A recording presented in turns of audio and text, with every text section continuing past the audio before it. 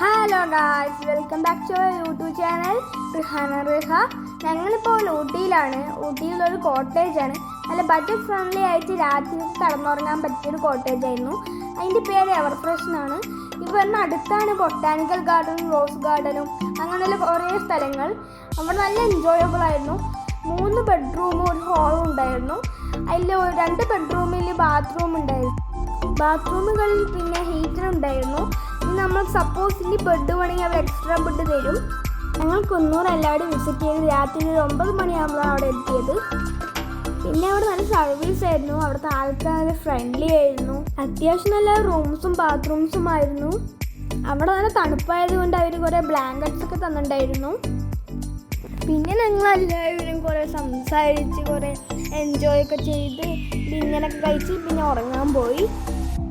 പിന്നെ ഞാൻ ഈ കോട്ടേജിന് നമ്മുടെ ഡിസ്ക്രിപ്ഷനിൽ കൊടുക്കുക. അവിടെ മോർണിംഗ് നല്ല തണുപ്പായിരുന്നു.